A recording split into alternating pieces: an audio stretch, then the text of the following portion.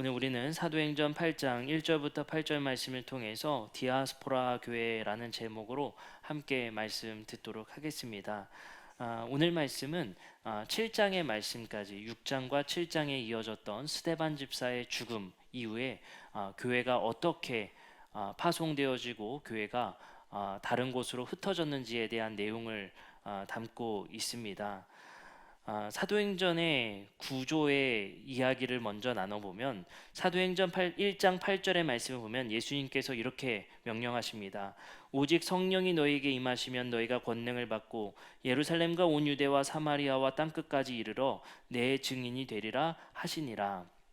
예수님께서 예루살렘과 온 유대와 사마리아와 땅끝까지 이르러 내 증인이 되겠다라고 말씀하셨습니다.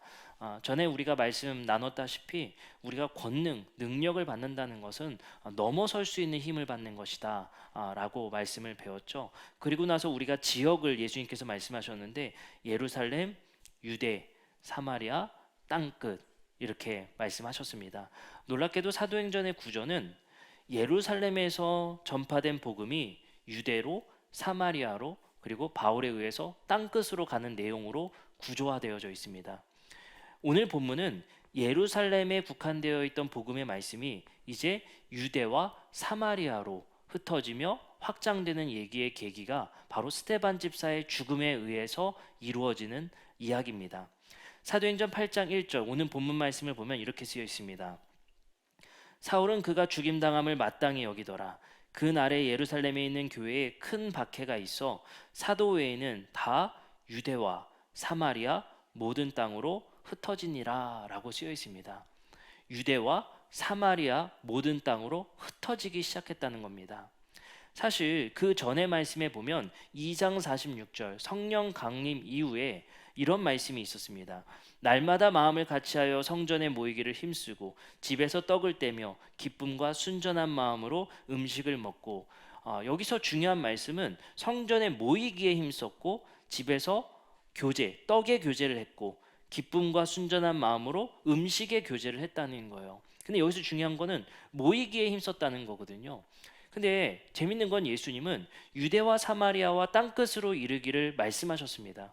근데 초대교회의 첫 시작은 모이기에 힘썼습니다.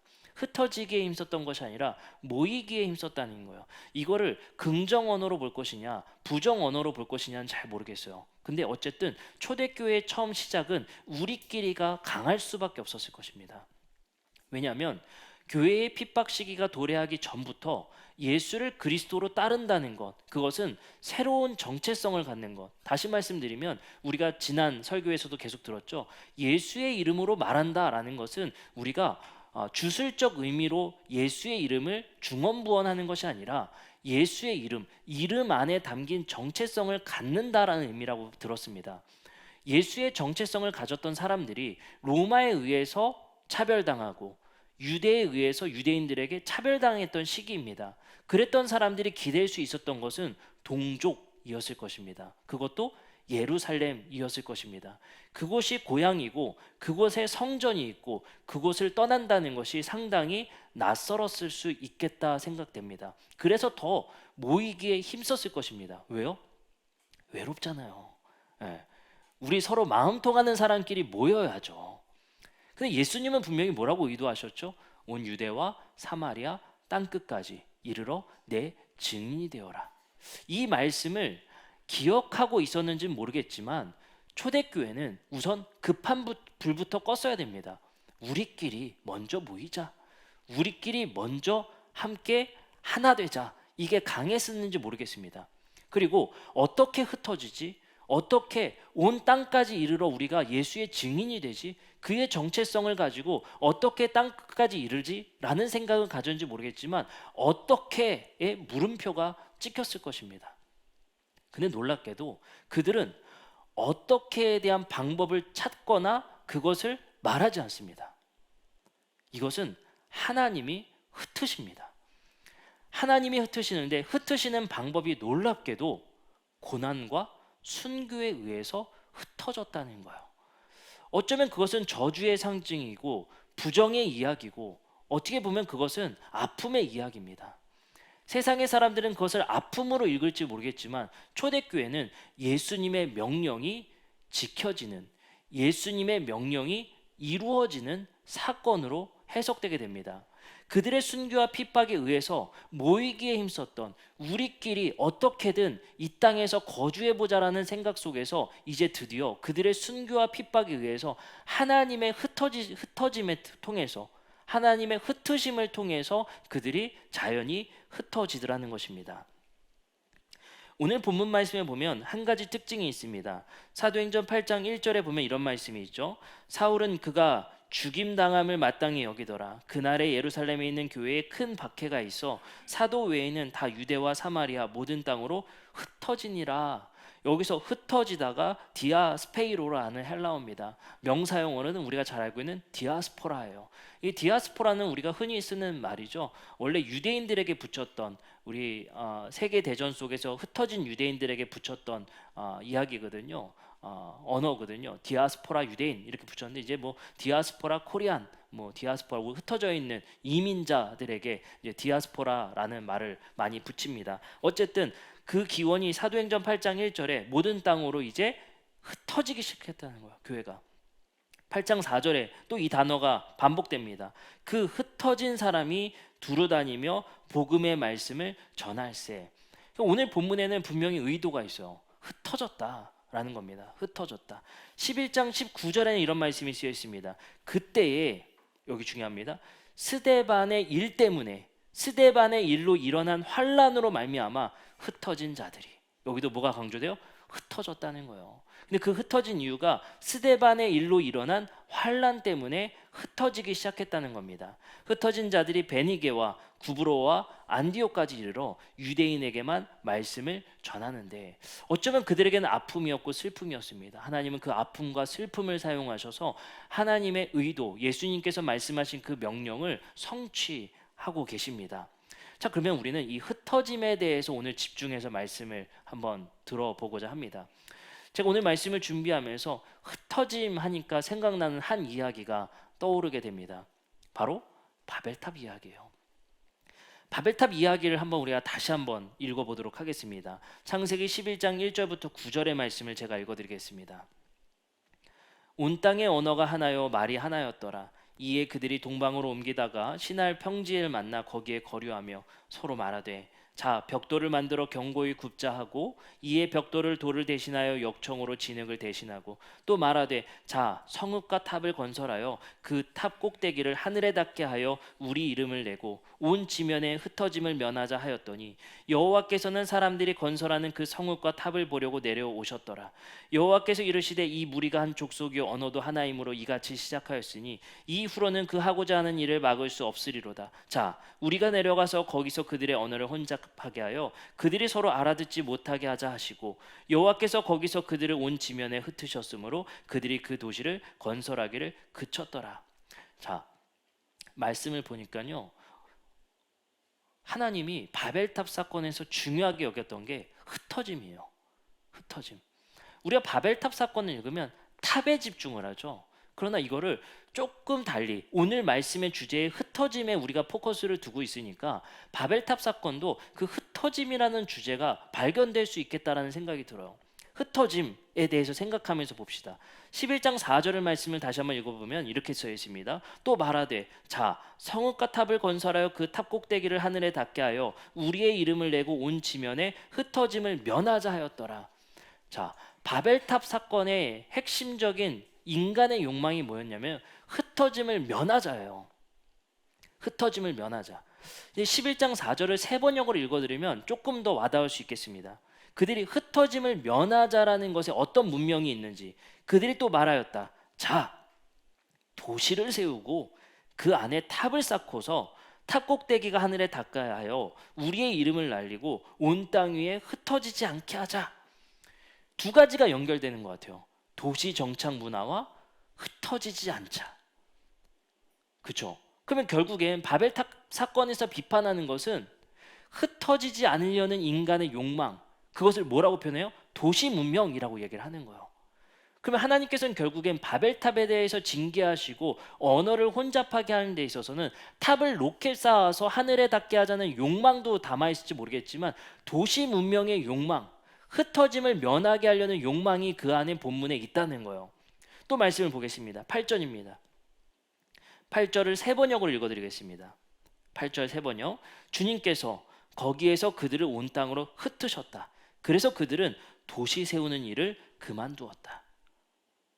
이 바벨탑 사건을 우리가 조금 비틀어서 읽어보니까 이들의 교만이라고 읽을 수 있겠지만, 탑에 집중할 수 있겠지만 도시와 흩어지지 않으렸던 인간에 대해서 이야기를 할 수 있다는 거예요. 그럼 결국엔 언어를 혼잡하게 했더니 11장 8절에 뭐예요? 도시 세우는 일을 멈추게 되었다는 거예요.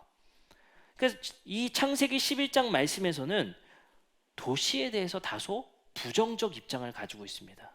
도시에 대해서, 도시 문명에 대해서 부정적 입장을 가지고 있어. 그럼 우린 여기서 고민이 되는 거야. 우리가 다 도시 살고 있는데 뭐 귀촌하실 거예요? 뭐 어떻게 하실 거예요? 왜 어떻게 하겠어? 그렇다고 제가 봤을 때는 이 창세기의 도시 문명에 대해서 비판하는 것은 여기뿐만 아닙니다. 창세기 4장 17절의 세번역 성경을 읽으면 가인이 죄를 짓고 아들을 낳는데 이런 말씀이 쓰여 있어요. 가인이 자기 아내와 동침하니 아내가 임신하여 에녹을 낳았다. 그때에 가인은 뭘 세워요?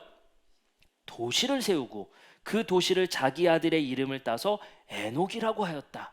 분명히 창세기의 전반부는요, 도시를 부정적으로 보고 있어요. 네. 그리고 또 말씀이 있죠. 13장 10절이에요. 아브람과 롯의 이야기입니다.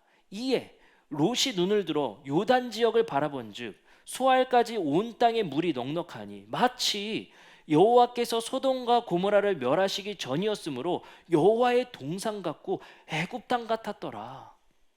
근데 그 소돔과 고모라의 도시 문명을 뭐랑 빗대고 있어요? 에덴 동산 같이 비춰지더라는 거예요. 그리고 또 뭐랑 비교하고 있어요? 애굽의 도시 문명 같더라는 거예요. 이걸 여러분들 긍정적으로 보고 있는 걸까요? 절대 그렇지가 않아요. 그러니까 창세기의 전반부는 분명히 도시 문명에 대해서 꽤 부정적인 입장을 가지고 있어요. 어쩌면 이런 인식 속에서는 고대 유대인들은 유목민이었기 때문에 그럴 수도 있어요. 약간 노마드적이죠. 떠돌이 생활을 하고 그곳에서 하나님의 일용할 양식을 구하며 하나님께 의존하는 삶을 배울 수 있었던 유목민의 삶, 하루 먹을 것에 감사했던 그 삶에 긍정하고 있고, 반대로 도시 문명을 꾀했었던 바벨론 문명을 부정적으로 사용하는 언어라는 거죠. 그러니까 바벨탑이라는 언어의 바벨도 바벨론 문명을 상징하고 있잖아요. 그러면 이스라엘에게 있어서는 바벨론의 도시 문명, 전쟁을 통해서 제국화 만드는 다른 약소 국가를 침범해서 당신들의 나라로 만드는 그 전쟁의 나라였던 바벨론을 부정적인 언어로 보고 있고, 가인의 자손을 통해서 가인이 만들었던 것도 도시 문명이고, 롯이 아브라함과 흩어져서 새로운 곳에 정착하는데 그곳이 소돔과 고모라라는 마치 애굽 땅 같았더라라고 말하는 그곳에 결국엔 심판받을 수밖에 없었던, 그리고 그 문화들도 나오죠. 굉장히 악한 문화들이 등장하게 됩니다. 그렇기 때문에 창세기에는 꽤 도시 문명에 대해서 부정적이었다라고 볼 수 있어요. 근데 이것을 아까 말씀드렸지만 의문이 있다는 거예요. 이 성경의 말씀을 지금 우리 시대에 어떻게 적용하냐는 거예요. 다 도시 사는데, 아파트 살고 다 도시에 살잖아요. 그럼 우린 도시에서 다 떠나라라고 명령할 수 있을까요? 또 그렇진 못할 것 같아요.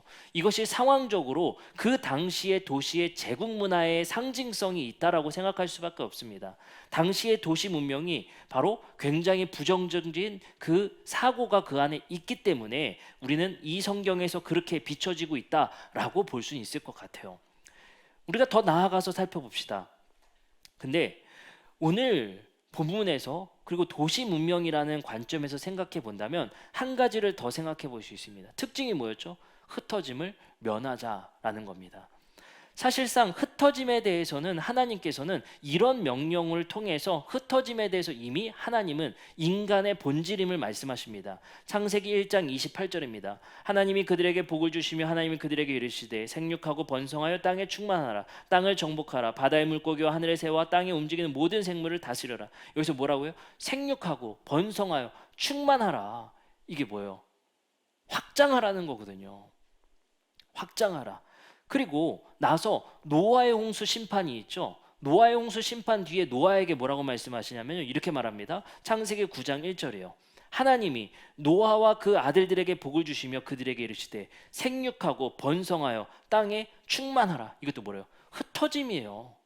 충만하게 너희들이 뻗쳐 나가라는 거거든요. 에덴도 마찬가지예요. 그러면 창세기 9장에서 노아에게 반복적으로 생육하고 번성하여 땅에 흩어져라, 충만하라 라고 명령했는데 11장에서 심판받은 이유는 흩어지라는 명령을 어기고 뭐예요? 흩어짐을 면하자는 거예요. 도시 문명을 구축해서 우리의 안전을 거기서 꾀하자는 거예요. 여기서 도시라는 것은 성을 얘기하거든요. 성벽이 있는 도시 문명을 얘기합니다. 우리들의 안전을 뭘로 꾀하자? 우리의 힘으로 안전을 꾀하자는 거예요.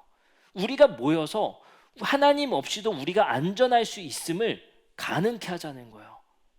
그 도시 문명의 핵심이 뭡니까? 하나님께서 주시는 이른 비와 늦은 비가 아니라 그들은 무엇의 문명을 원해요? 수로를 개발하고 어떻게 홍수를 면할 것인가? 어떻게 우리는 이 문명을 통해서 우리가 그 신에 의존치 않고 살아갈 수 있을 것인가? 그것을 꾀했다는 겁니다. 그래서 하나님께서는 끊임없이 생육하고 번성하여 충만한 삶을 살기 원했지만 그 약속을 어기고 그 명령을 어기고 11장에 흩어짐을 면하자라고 했었던 바벨탑 사건에 하나님은 심판하실 수밖에 없었다는 것입니다. 그럼 우리는 생각해 봅시다. 하나님께서 우리에게 생육하고 번성하여 충만하라, 흩어지라고 했었던 명령이 과연 무엇이냐는 거예요. 창세기 1장 27절에서 28절의 말씀에 보면 이런 말씀이 있습니다. 하나님이 자기 형상 곧 하나님의 형상대로 사람을 창조하시되 남자와 여자로 창조하시고 하나님이 그들에게 복을 주시며 하나님이 그들에게 이르시되 생육하고 번성하여 땅에 충만하라. 자, 생육하고 번성하여 땅에 충만하라 하기 전에 인간을 어떻게 창조하셨대요? 하나님의 형상으로 창조하셨다는 거예요. 그 봅니다. 그냥 흩어짐, 그냥 충만함이 아니에요. 악의 흩어짐이 아니죠. 하나님의 형상됨의 확장을 말하고 있는 거예요. 그럼 하나님의 형상이 뭐예요? 고대 시대에 신의 형상이라는 것은 왕에게 주어지는 왕의 언어입니다. 다시 말하면 이거예요. 제가 서울 사는데 저 멀리 안양까지는 도무지 통치할 수가 없는 거예요. 그럼 어떻게 해요? 거기다가 그들이 벌벌 떨게 내 형상을 세워놔라. 이랬을 때 형상의 쓰임이 되게 됩니다. 신의 형상, 왕의 형상을 세워놓으라는 거. 다시 말하면 신의 정체성, 신의 형상을 입은 사람들이 그곳의 흩어짐을 통해 그곳에도 하나님의 충만성이 그곳에 있기를 명령하시는 것이죠. 그럼 이렇게 생각하면 됩니다. 아담과 하와가 인간이 하나님의 형상을 입어서 하나님의 왕되심의 그 형상의 정체성을 우리가 가 있는 곳까지 하나님의 정체성이 흩어지라는 거예요. 확장되라는 거거든요. 그럼 우리가 안양에, 서울에, 화성에, 동탄에 흩어져 가지고 그곳에 있는 그곳에 하나님의 형상의 빛이 발할 거 아니에요. 하나님의 정체성이 그곳에 흩어지게 되겠죠. 그러면 흩어짐의 명령의 핵심은 하나님의 형상의 확장, 하나님의 충만함의 확장을 누굴 통해? 우리 인류를 통해 이루시겠다는 거예요. 그냥 흩어지라는 게 아니죠. 하나님의 형상을 입은 자들이 흩어져라 라고 말씀하시는 겁니다. 자, 그러면 우리가 다시 한번 본문으로 돌아와서 생각해 봅시다. 고난과 순교를 통해 하나님의 원래의 인류에 대한 약속, 하나님의 형상의 흩어짐, 하나님의 형상을 입은 자들이 우리끼리 모이기에 힘쓰는 게 아니라 흩어져라. 직장으로, 사회로, 가정으로, 그곳에서 하나님의 형상이 되어라. 그러면 그곳에 뭐가 있는 거예요? 하나님이 계신 거예요. 하나님이 그곳에서 그 가정을, 직장을, 학교를 통치하신다는 거예요. 누굴 통해요? 하나님의 형상을 입은 자들을 통해서. 근데 그 형상들이 우리끼리가 돼요. 경계를 넘어서지 않고 우리끼리가 돼요. 그럼 어떻게 돼요? 하나님의 형상은 계속 성전에 머물게 되는 겁니다. 예수님이 성전을 허물라, 이제 사흘 만에 나를 통해 그 성전을 다시 세우겠다라는 말씀이 뭡니까? 예수가 성전 되시겠다는 거예요. 예수님을 소유한 자들, 이제 내가 사는 것이 아니요 예수 그리스도의 삶을 살아간다고 하는 하나님의 형상이 회복된 이들이 이제 하나님이 머무시는 곳이 됐어요. 그래서 우리를 뭐라고 그래요? 하나님의 성전들이라고 얘기를 하죠. 우리 안에 하나님의 성전이 있다라고 말해요. 그 말이 뭡니까? 우리가 흩어지는 곳에 하나님의 형상이 있겠다는 거예요. 하나님의 통치가 우리가 흩어진 곳에 하나님의 충만성과 하나님을 체험하고 하나님을 경험할 수 있는 그 하나님이 우리의 인류를 통해 흩어지게 된다는 거예요. 근데 우리 어떻게 해요? 도시를 세우고 우리끼리의 문명. 그러니까 도시라는 것에 방점을 줄 수는 없죠. 뭐요? 흩어짐을 면하자라고 하는 것. 우리끼리의 사고방식을 갖는 것. 우리의 경계를 허물지 못하는 것. 이번 연도 우리의 표어가 뭐예요? 첫 번째, 나를 넘고 뭘 넘어라? 세상을 넘어라. 그 세상이라는 건 많은 중의적 표현이 있는 것 같아요. 단순히 국가를 넘어서자는 게 아니라 세상을 넘어서자는 게 뭐예요? 세상과 우리 거룩이라는 경계 속에 있는 그 경계를 허물어 넘어가자는 거예요. 우리끼리를 좀 넘어서자는 거예요. 뭐 해라? 예수님은 우리에게 간곡히 부탁하셨어요. 세상의 빛과 소금이 되어라. 여전히 우리는 세상에 경계를 치고 사는 사람인 것 같아요. 우리끼리 거룩하자. 속세에서 떠나자. 예수님은 결코 사막 공동체나 쿰란에서 사역하지 않았어요. 가장 세속적이었던 갈릴리와 예루살렘에 머무셨습니다. 그러면 우리는 한 번 더 기억해보고 생각해봤으면 좋겠어요. 그 경계를 하나님이 어떻게 허무셨는지를. 스데반의 죽음과 환란으로 인해서 흩어졌다라고 얘기를 해요. 어쩌면 자기들이 의도치 않았던 거예요. 의도치 않게 핍박 때문에 흩어졌거든요. 근데 이 흩어짐의 역사가 우리 송구영신 예배 때도 배웠지만 이 흩어짐의 작용이 무엇을 기점으로 됐다? 스데반의 죽음인데요. 이걸 죽음, 환란이라고 우리는 그것을 정의 내리지 말고 한 가지 말씀에 집중해 보자고 했어요. 7장 59절부터 60절입니다. 그들이 돌로 스데반을 치니 스데반이 부르짖어 이르되 주 예수여 내 영혼을 받으시옵소서 하고 무릎을 꿇고 크게 불러 이르되 주여 이 죄를 그들에게 돌리지 마옵소서 이 말을 하고 자니라. 제가 이게 무슨 말씀과 병행된다고 했어요? 누가복음 23장 34절에 예수의 죽음과 병행된다고 했어요. 예수님께서 죽으실 때 이렇게 말씀하십니다. 이에 예수께서 이르시되 아버지 저들을 사하여 주옵소서 자기들이 하는 것을 알지 못하니이다 하시더라. 그들이 그의 옷을 나누어 제비 뽑을세. 여기서 예수의 죽음, 마지막 죽음 앞에서 하신 말씀이 뭐예요? 자기들이 하는 것을 알지 못합니다. 저들을 용서하여 주시옵소서. 결국엔 예수의 용서가 담긴 희생적 죽음을 통해 흩어짐이 되었고, 두 번째 스데반의 죽음 가운데 있었던 원수에 대한 용서를 통해 하나님의 형상이 흩어지게 됐다는 거예요. 생각해 봅시다. 경계를 넘어서는데 중요한 것은 용서가 있다는 거예요. 용서가. 세상과 우리는 원수일지 모르겠습니다. 그게 얼마나 우리가 심했어요. 교회적으로 맨날 우리가 했던 찬양 생각해보면 엄청 전투적이지 않았습니까? 마귀들과 싸울지라 죄악 벗은 형제요.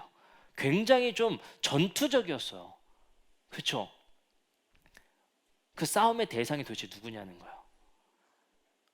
세상의 원수, 뭔가를 특정해서 우리는 원수 삼았어요. 근데 우리에겐 어쩌면 그 전투의 의지는 있었는지 모르겠지만 세상을 향한 원수된 자들도 용서하고자 하는 마음은 없었을지 모르겠습니다. 놀랍게도 복음은 전투를 통해 확장되는 것이 아니라 용서를 통해 흩어진 인간들을 통해 하나님이 일하셨다는 거예요. 그럼 여기서 우리는 원리를 알아야 돼요. 하나님의 일하심의 원리는 용서를 통해 이루어진다는 거예요.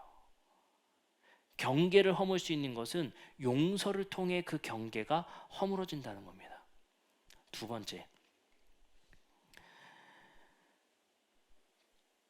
번째 말씀에 보면 또 한 번 병행되는 말씀이 있습니다. 누가복음 22장 41절부터 42절에 예수님이 기도하시는 장면이 나오는데 이런 말씀이 있습니다. 그들을 떠나 돌을 던질 만큼 가서 무릎을 꿇고 기도하여 이르시되 아버지여, 만일 아버지의 뜻이거든 이 잔을 내게서 옮기시옵소서. 그러나 내 원대로 마옵소서. 아버지의 원대로 되기를 원하나이다 하시니. 그죠? 예수님도 피하고 싶었던 죽음 속에서 예수님이 하신 말씀이 뭡니까? 예수님의 신학이죠. 뭐요? 내 원대로 마시옵고 아버지의 뜻대로 되기를 원합니다. 이게 예수의 철학이에요. 내 원대로가 아니라 아버지의 뜻대로 되기를 원하는 마음. 근데 이게 병행돼요. 사도행전 21장 12절부터 14절에 바울의 이야기인데, 바울의 이야기를 요약해드리면 바울이 이제 예루살렘으로 가고자 해요. 복음을 전하려고. 근데 어떤 사람들이 뭔가 감동을 입고 바울이 그곳에 가면 굉장한 고난당할 것을 낌새를 채고 바울을 말립니다. 그때 바울의 대답이에요. 얘기합니다. 12절. 우리가 그 말을 듣고 그곳 사람들과 더불어 바울에게 예루살렘으로 올라가지 말라 권합니다. 바울이 대답하되 여러분이 어찌하여 울어 내 마음을 상하게 합니까? 나는 주 예수의 이름을 위하여 결박당할 뿐 아니라 예루살렘에서 죽을 것도 각오하였노라 하니 그가 권함을 받지 아니하고 우리가 주의 뜻대로 이루어지이다 하고 그쳤노라. 여기서의 초대교회의 핵심적인 신학이 뭐를 전유하고 있어? 서로 예수님의 신학과 공유하고 있어요? 아버지의 뜻대로 되기를 원합니다. 우리의 삶의 신학의 원리는 두 가지예요.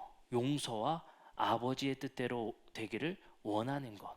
우리의 뜻을 이 땅 가운데 점철시키고자 하는 것이 아니라 당신의 뜻이 하늘에서 이루어진 것처럼 땅에서 이루어지기를 원하는 삶의 목적이 이끄는 삶. 그것이 두 가지의 핵심인 것 같아요.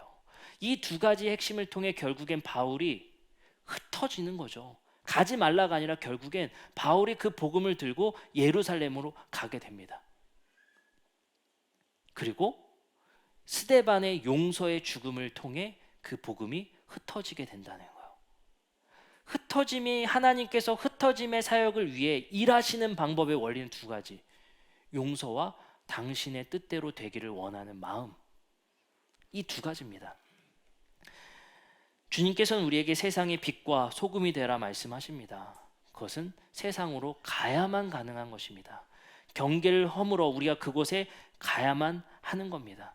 우리가 교회에서 그 많은 제자 훈련을 수료하고 전신갑주를 갖춰 입고 이곳에서 우리가 열심히 말씀 듣고 열심히 신앙의 훈련을 해서 우리끼리가 되면 무슨 의미가 있습니까?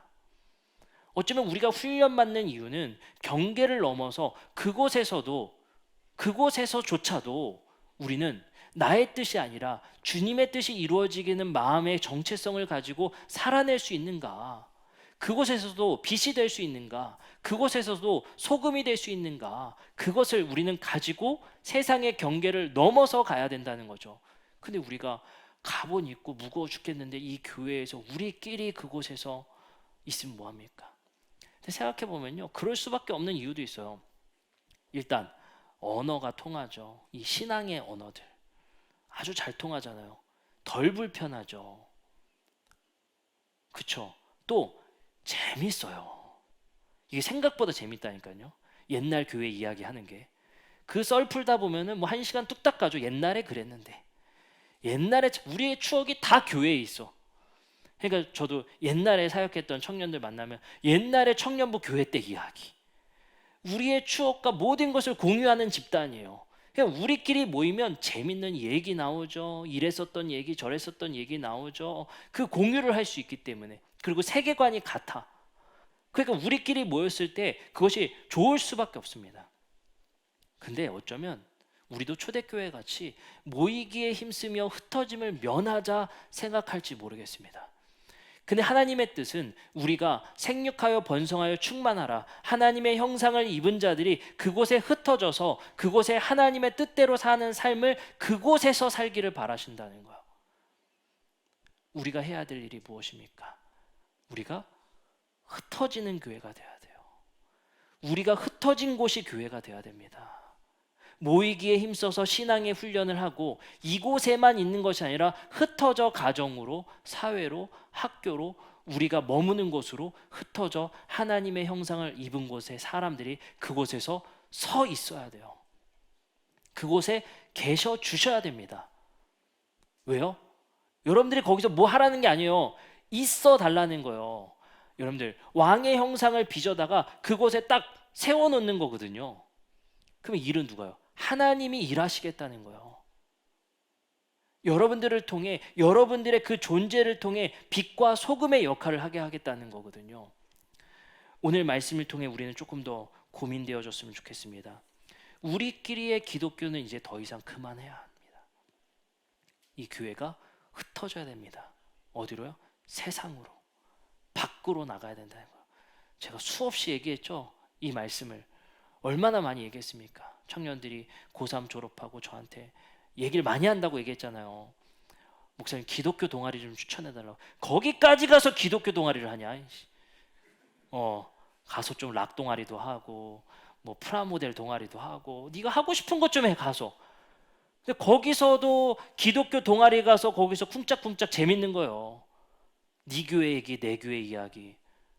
흩어짐을 면하자 이거예요 우리가. 근데 그게 아닙니다. 우리가 가서 서 있어야 돼요. 우리가 그곳에 가야만 합니다. 우리는 그 불편한 곳에 계속 그 경계를 넘어설 수 있는 사람들이 돼야 돼요. 제가 어릴 때 그 경계 넘어서는 것에 가장 딜레마가 있었던 게 뭐였냐면요. 저희 아버지에 대한 이야기예요. 저희 아버지가 목회자시잖아요. 목사로 평생을 사시는데 제가 항상 불만이었던 게 있었어요. 뭐냐면 목회자 가정이 항상 맨 끝이에요. 그 왜 이렇게 저는 항상 내심 바라거든요. 아들인데 가장 먼저 해주겠지. 근데 송구영신 축복 기도 때마다 맨 뒤에 서라는 거예요. 까불지 말고. 그게 저는 너무 싫더라고요. 왜? 내가 왜 맨 끝이야?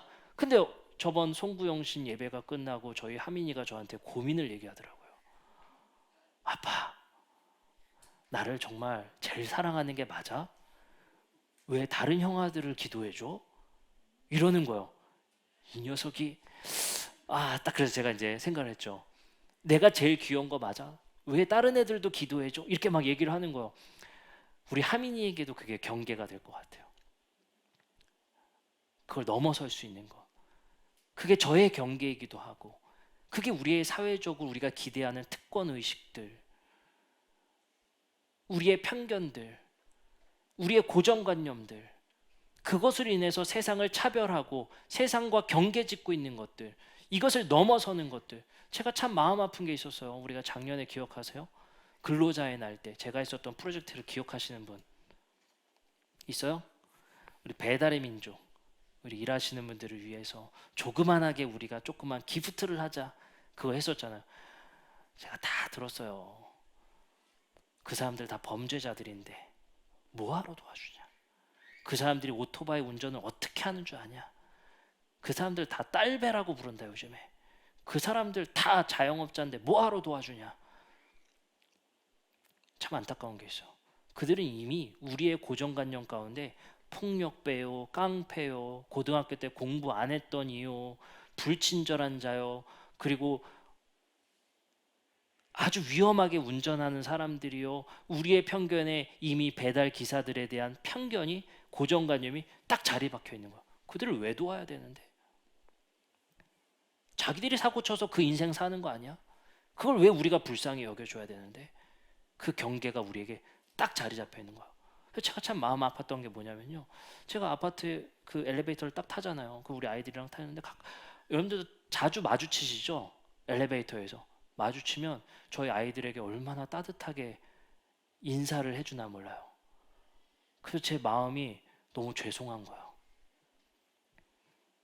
똑같은 사람인데 저렇게 따뜻한 말, 저희도 약간 위축되거든요. 워낙 범죄가 많다라고 뉴스를 통해 보니까 딱 위축되거든요.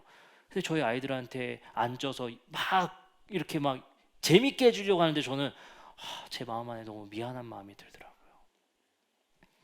우리가 사회를 바라보는 편견과 고정관념들, 차별적 의식의 경계가 우리 안에 딱 세팅되어져 있는 거예요. 우리가 훈련받는 이유는요, 이 편견을 넘어서기 위해서, 우리의 이 고정관념을 넘어서 우리가 이 사람들을 대하는 방식들의 경계를 넘어서길 원하는 하나님의 이 뜻을 우리가 헤아리는 것, 그것이 우리의 삶이 되어야 할 것입니다. 우리의 마음에 이러한 사람들의 편견이 있다면 용서라는 단어가 조금 다르지만 그 마음의 경계를 허무셨으면 좋겠어요. 예수님이 십자가로 둘로 하나를 만드사 막힌 담을 허무셨다. 우리의 삶은 끊임없이 나 자신을 넘어서고 세상의 경계를 넘어서는 삶이 우리의 그리스도인들의 삶의 정체성입니다. 넘어서시길 바라요. 제가 요즘에 밖에 사역 나가면요, 제일 넘어서기 힘든 게 뭔지 아세요? 학생부 집회 요구받았을 때. 요즘엔 제가 열이면 9을 거절해요. 솔직히 말씀드리면 학생들 사역은 못하겠어요. 제가 말하는 게 재미가 하나도 없어요. 애들 웃지도 않고 그 무안해서 저도 못 해먹겠더라고요. 학생들은 이제 이게 안 돼요. 근데 이번에 학생부 하도 부탁을 해서 얘기 갔어요. 근데 뭐 애들끼리 뭐 우리 막 넌센스 퀴즈 막 이런 거 하잖아요. 근데 애들 뛰었는데 제가 와 감탄을 한 게 뭔지 아세요? 애들끼리 농담이에요. 중학교 애들끼리 뭘 해서 자기들끼리 현수막에 해서 막 장난을 치는데 뭐라고 썼냐면 예수님 갈릴리 호수에서 슬릭백 폼 미쳤다. 와 생각도 못했어요. 와 이게 정말 기발하지 않습니까? 그 언어를 도저히 따라갈 수가 없는 거예요. 이게 야 기발하더라고요. 네, 이 경계를 이제 따라서기에는 이제 너무 힘든 것 같아요. 얼마 많습니까? 세대의 경계, 남녀의 경계, 직업의 경계, 직업에 대한 편견, 고정관념. 먼저 따뜻한 한마디 건네보셨습니까? 오늘 만약에 엘리베이터에서 마주한다면 따뜻한 인사 한번 나눠보시기 바랍니다. 그것이 바로 그날 우리의 마음의 경계를 허무는 일이 될 것입니다. 거기에 하나님의 형상이 존재할 줄 믿습니다. 우리 함께 찬양하고 기도하는 시간 갖도록 하겠습니다.